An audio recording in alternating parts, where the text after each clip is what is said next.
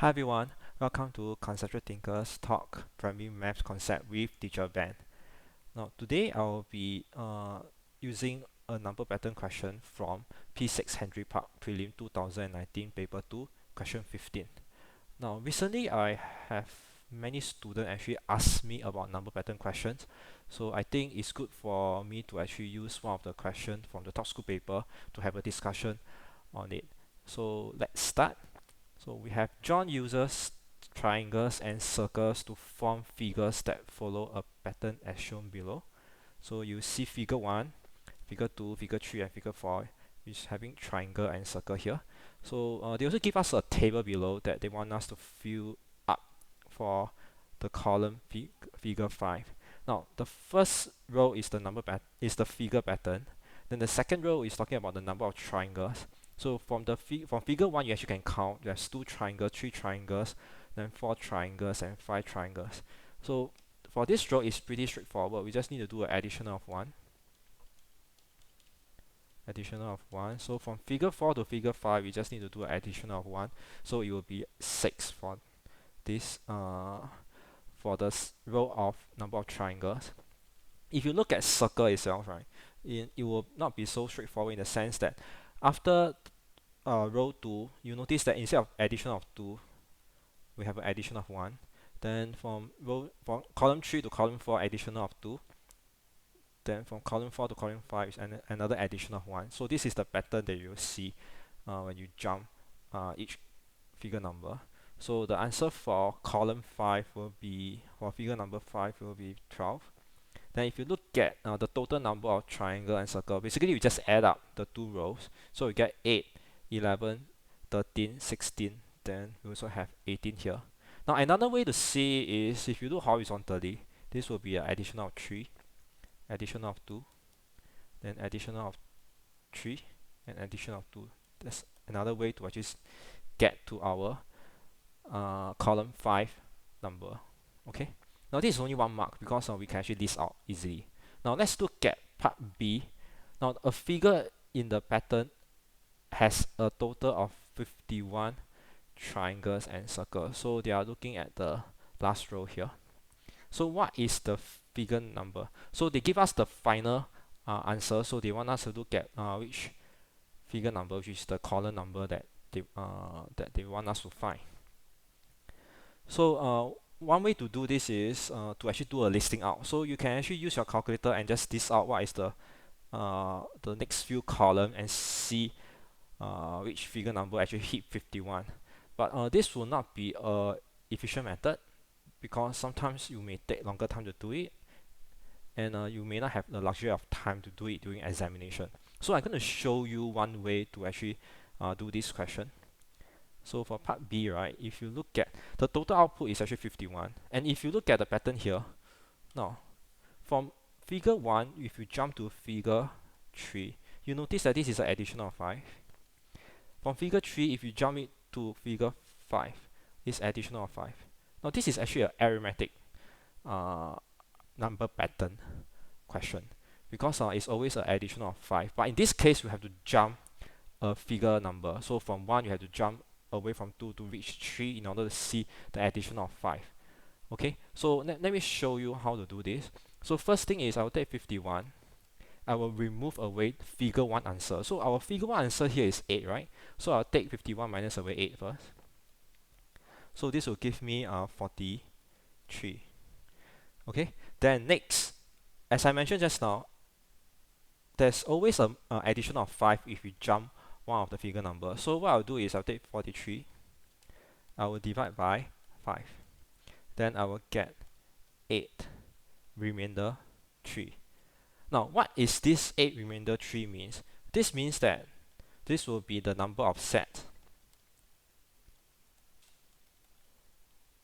and each set, right, is actually for 2 figures, set of 2 figure number. And this 3 here, right, so you notice that we have an addition of 3 here, addition of 3 here. So once they complete 8 sets of 2 figure numbers, then we still need to jump one more figure number. So this is the additional one more figure number. Additional one figure number. Okay, so 8 sets of 2 figure number means I take 8, I multiply by 2, so I will have 16 jump, 16 jump of figure number.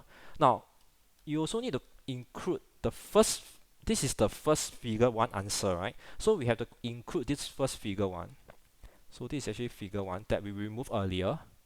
Then we have to add another 1, which is the remainder 3. Okay, so that's why the answer here for this will be figure 18. So after I get this answer, right, I'm going to check how it works. So to check how it works is I use my calculator. I keep doing from 18 onwards, right? I will do addition of 3 plus 2, then I keep counting. When I reach figure 18, right, then I will get 51 as the answer. Okay. Next, let's look at part C. So part C, they want you to focus on the row where you're talking about the number of circles. So we need to find out the number of circles when we hit our figure number 115. Okay, now for number of circles, right, you notice that the jump is from figure 1 to figure 3, right? So there will be an additional of 3. From here to figure 3 to figure 5, additional of 3. So again, we are using an arithmetic sequencing to actually do this question. So now we need to find out what is the final output from figure 115. So what I'm going to do is I take 115. Now you notice that only figure 1 we don't do any additional, it just appears as 6. So first I will remove away my first figure number. So this is actually figure 1. So I remove it. So I'm taking figure number minus away figure 1. So that will give me 114. Okay. Now we have 114 jump of figure numbers, and you notice that you always jump 2 figure in order to do an addition of 3. So which means I divide by 2. This will give me 57. This means that I will have 57 sets or groups of 3. Okay, so this is 1, 3. From here to here, another 3. From here to here, another 3. So we have 57 of them. Okay. Now to get the number of circle, I just take 57 set of 3s. I multiply by 3. Now, if you remember, we actually removed the first figure, right? So we need to go and add it back. So by doing this, we will get 177 number of circles. That's my answer for part C. Now, to check whether my answer is correct or not, the only way I feel to do checking is you have to do the listing. Now, it's 177, so it will take very long to hit that this 117 because it's actually figure 115, right? So my suggestion is to always doing addition of 3 instead of just doing plus 2 plus 1. That will actually reduce the time that you have to do addition. And this you only do this when you finish all your paper and just do a checking. Okay. So now let's look at the technique. Right. So this is actually a number pattern question. It's actually straightforward. So to identify the concept. Now then implementation. I will teach you a few methods to solve them. So these are the methodology and implementation. Now doing inspection, I told you one way you do your inspection actually is do listing out. Now let's say you can't do any number pattern question in your exam, right? It is okay to do listing out. Don't just leave it blank, just list out and reach your answer. If you list out and reach your answer, you will get your points for those part B and part C. Sometimes it's easy to list out. For example, part B is not difficult to list out. So don't give up on this kind of marks. Here is actually 2 marks and here will be 2 marks. So for number patterns, it's actually worth like maybe 4 to 5 marks. So if you didn't do them, you will lose out the marks. And I believe that if you list out, right, sometimes you can get the full marks for number pattern question. Okay, so that's all for today's explanation. So don't forget to follow us on YouTube and subscribe to our channel Conceptual Thinkers, or follow us on our Facebook page Conceptual Thinkers Mathematics and English Hub. Now thanks for your time, and feel free to share your question in the comments box below, and also ask us any question that you want us to actually present in our next video. Okay, thank you for your time. See you in the next video. Bye.